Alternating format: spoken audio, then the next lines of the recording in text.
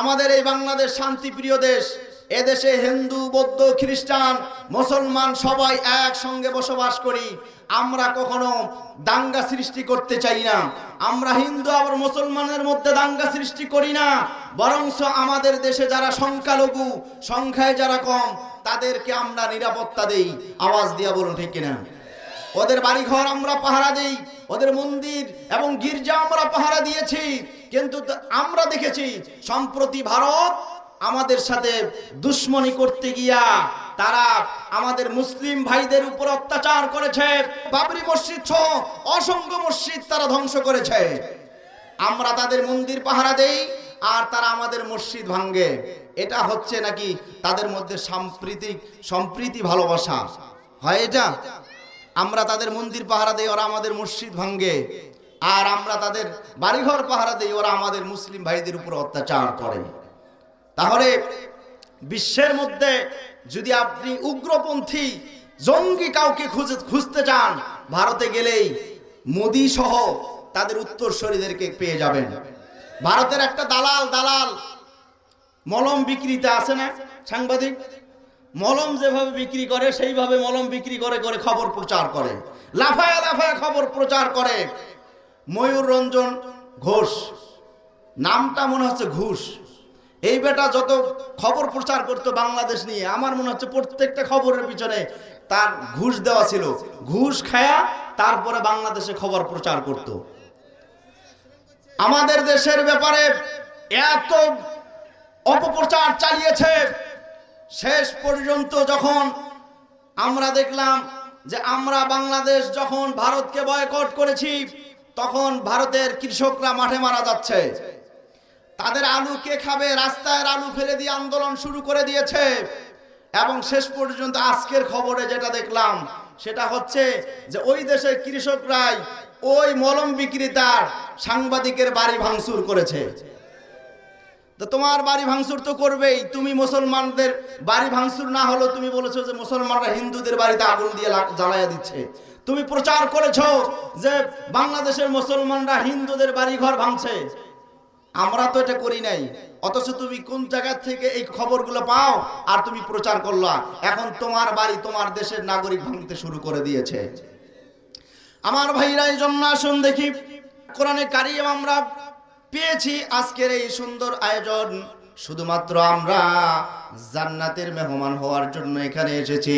আমার ভাইরা মেহমান অনেকগুলো আছে, এর মধ্যে অনেক বিষয়ে তারা কথা বলবে। আমি ছোট্ট একটা বিষয় নিয়ে অল্প সময় কথা বলতে চাই। আল্লাহ রাব্বুল আলামিন বলছে, ওয়াকাদা রাব্বুকা আল্লা তা'বুদু ইল্লা ইয়াহু ওয়া বিল ওয়ালিদাইনি ইহসানা। আল্লাহু আকবার। আল্লাহ তাআলা বলছে, ও দুনিয়ার মানুষেরা শোনো, ওয়াকাদা রাব্বুকা আল্লা তা'বুদু, তোমরা আমার ইবাদত করবে, আমার দাসত্ব করবে। বলেন তো দেখি ইবাদত কার হবে, গোলামি কার জন্য হবে? দুনিয়ার মানুষেরা যা কিছু করেন না কেন সব বিষয় গোলামি করতে হবে কার?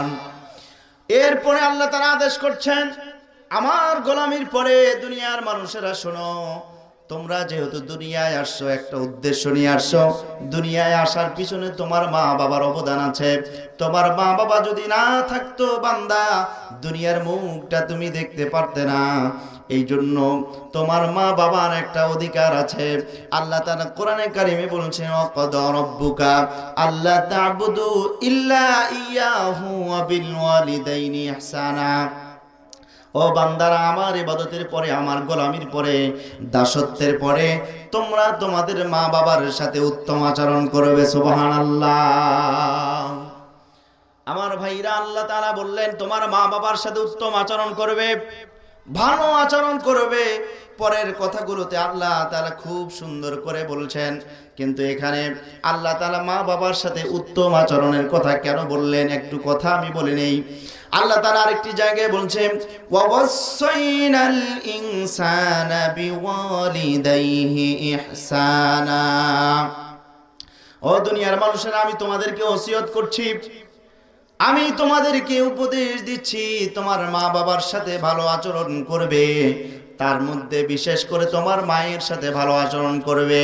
হাদিসটা অনেকেরই জানা আছে। একজন সাহাবী বিশ্ব নবীর কাছে এসে বললেন, ইয়া রাসূলুল্লাহ, ওগো হাবিব, আপনার কাছে জানতে চাই, দুনিয়ার মধ্যে সবাই তো আমার কাছে হকদার, এর মধ্যে আমি কার খেদমত করব?